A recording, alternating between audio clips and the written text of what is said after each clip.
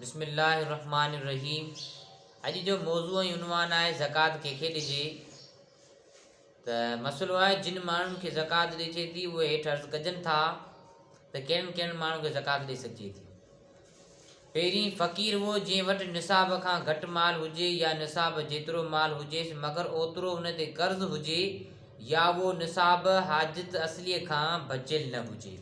आलमगीर में हिन मसइले जो दलील आहे। मिस्कीन जंहिं वटि का बि शइ न हुजे उनखे ज़कात ॾेई सघिजे थी। मुकातब जंहिं बाने खे सरदार चवे त हेतिरी रक़म मूंखे ॾे पोइ तूं आज़ादु आहीं, उहे हिन ज़माने में न आहिनि, पहिरियों बि ज़माने में हुया।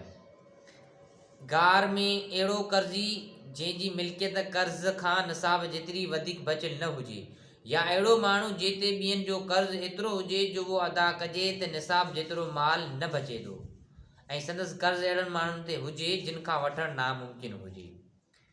फ़ी सबीलिल्लाह दीनी इल्म जे तालिबनि ऐं अल्लाह ताला जे वाट में जहाद कंदड़ ग़रीबनि खे ॾिजे ज़कात।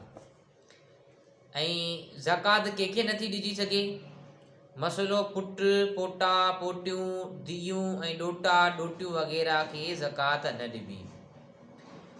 पंहिंजे बुनियाद यानी पीउ माउ ॾाॾो ऐं ॾाॾी ऐं नानी पड़ॾाॾो ऐं नानू ऐं पड़नानी ऐं पड़ॾाॾी वग़ैरह खे ज़कात न ॾिबी।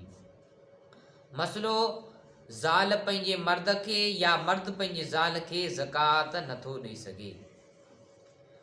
मसइलो ज़कात मुसलमान जो ई हक़ आहे, उन करे काफ़िरनि खे न ॾिबी। छो असांजे हिन मुआशिरे में मुसलमान ग़रीब आहिनि त उन्हनि मुसलमाननि खे ज़कात ॾियणु खपे ऐं ग़ैर मुस्लिमनि खे ज़कात ॾियणु न खपे। मसइलो मस्जिद ठहिराइणु, खूह खोटाइणु ऐं रस्ता पुलूं ठाहिराइणु ऐं मैयत जे कफ़न या कर्ज़ लाहिण में ज़कात जी रक़म हरगिज़ न ॾिबी, हरगिज़ न ॾिबी। उन खां अलावा शाहूकार जी ग़रीब ज़ाल ऐं शाहूकार खां जुदा रहंदड़ बालिग़ ग़रीब औलाद खे ज़कात ॾेई सघिजे थी। आलमगीर में हिन मसइले जो दलील आहे। मसइलो शाहूकार जो पीउ जेकॾहिं मिस्कीन आहे त उनखे ज़कात ॾेई सघिजे थी। आलमगीर में हिन मसइले जो दलील आहे। मसइलो भाउ भेण ऐं उन्हनि जे औलादनि खे ज़कात ॾेई सघिजे थी। मसइलो मामनि चाचनि ऐं उन्हनि जी औलाद खे ज़कात ॾेई सघिजे थी। आम कुतुब में हिन मसइले जो दलील आहे। किताब जो हवालो इरशादुल फ़िक़्ह, मुसन्निफ़ साबिक़ मखदूम साईं मुफ़्ती अब्दुर्रहमान ठटवी, सुफ़ो नंबर 139 खां 141 ताईं इन्ही ॻाल्हियुनि जो इन्हनि मसइलनि जो दलील मौजूदु आहे त ज़कात कंहिंखे ॾिजे, ज़कात कंहिं ते वाजिबु आहे, कंहिंखे ॾेई सघिजे थो, केरु मुस्तहक़ आहे। ऐं ॿी ॻाल्हि हिकिड़ी नोट कयो त कोशिशि कयो पंहिंजे माल मंझां ज़कात कढो ऐं ज़कात उन्हनि खे ॾियो जेके लाइक़ आहिनि, यानी मुस्तहक़ आहिनि। जिन ग़रीबनि में जेके मानी नथा खाइनि या जिन वटि नवां कपिड़ा न आहिनि या जेके ईद सही नमूने सां नथा कढनि, त उन्हनि खे तव्हां ज़कात ॾियो त उहे पंहिंजा अख़राजात, उहे पंहिंजा कमकार, पंहिंजा रोलिशन सुठे नमूने सां हलाइनि।